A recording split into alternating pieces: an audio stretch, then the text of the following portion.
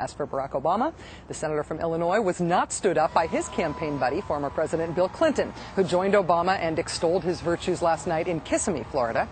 Today, Obama moved on to Sarasota. That's where I come in. Arriving at the Obama rally today here at Ed Smith Stadium, here's what I was struck by. Number one, sunny, nice day, good moods, smiles all around, a happy middle class, working class, diverse, unangry stadium full of people. Well, not quite full. All the seats were full, but there was plenty of breathing room in the bleachers here today. Now keep in mind, this is, after all, Sarasota. I am coming to you from the pulsing, throbbing red heart of Katherine Harris's old congressional seat. The one time the crowd did get a little angry sounding today, it was when they booed John McCain, the first mention of John McCain's name. Here's how Senator Obama reacted to that. You don't need to boo, you just need to vote. Oh, so that's the classy way to deal with the crowd that sounds like it could trend toward ugliness.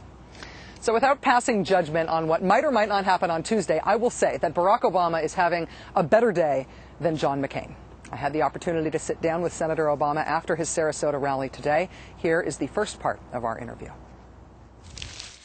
Senator, you criticize the Bush administration frequently, but you almost never criticize the Republican Party itself. Other Democrats... Much to your chagrin. Well, yeah, actually.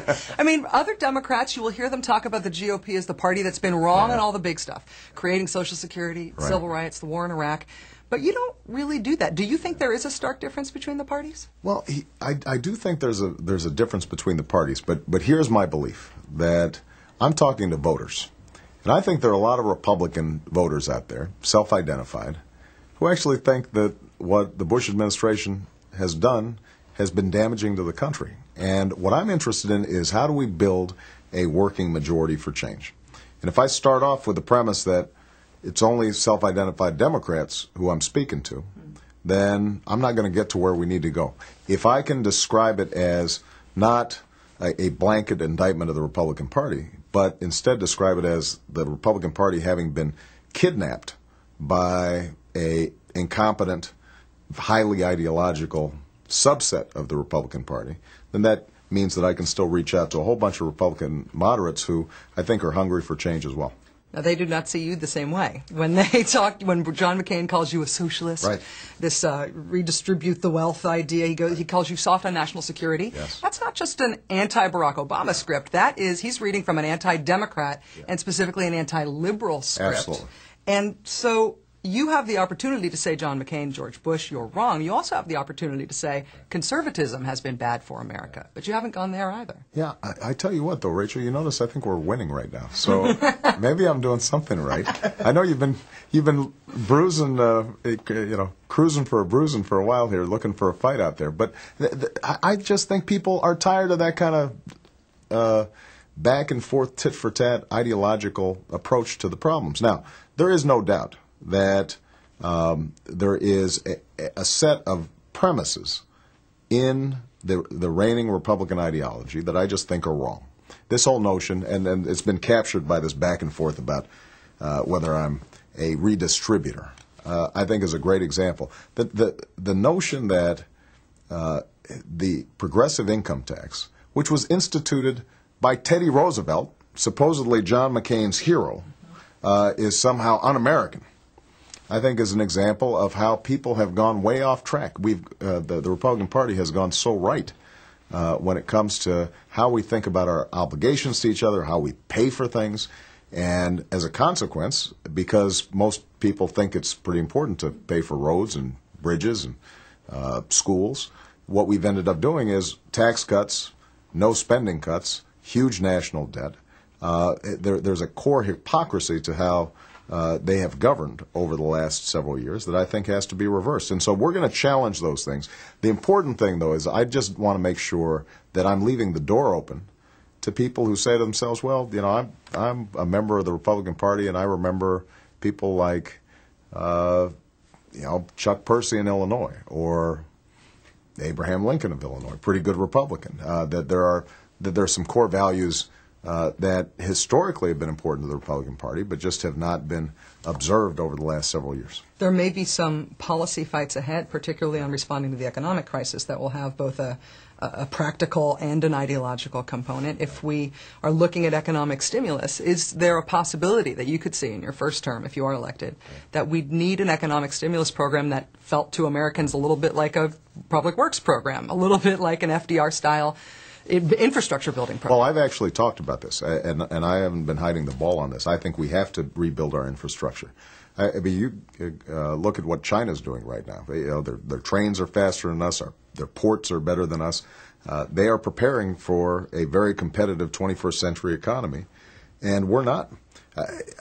One of the most frustrating things over the last 8 years has been the ability of George Bush to pile up debt and huge deficits and not have anything to show for it, yeah. Right? So if you're going to run deficit spending, then it better be in rebuilding our roads, our bridges, our sewer lines, our water systems, laying broadband lines. One of I think the most important infrastructure projects that we need is a whole new electricity grid. Because if we're going to be serious about renewable energy, I want to be able to get wind power from North Dakota to population centers like Chicago. And we're going to have a smart grid. If we want to use plug-in hybrids, then we want to be able to have ordinary consumers sell back the electricity that's generated from those car batteries back into the grid. That can create 5 million new jobs just in new energy.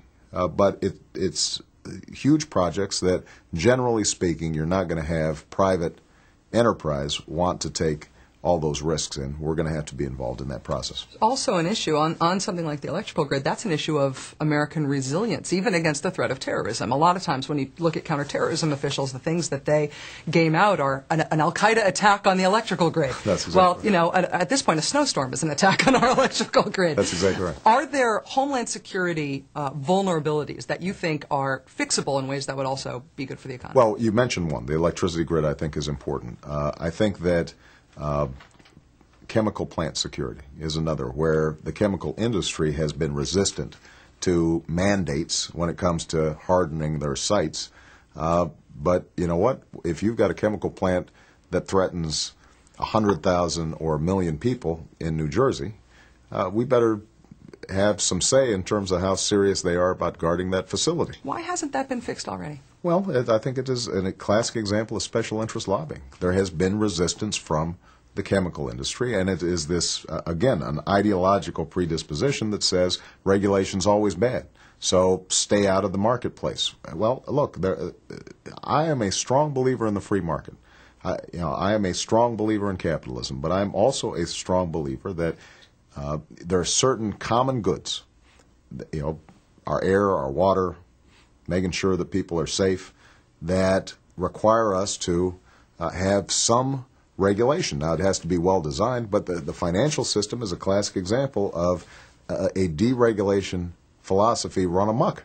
And now you see the consequences, and ironically, had we had some sensible regulation, we would not have now actually a much closer approximation to socialism when it comes to the banking system than anything that any Democrats have been proposing over the last several years. When you don't guard against excess, then a lot of times government ends up having to step in anyway in a much more burdensome way.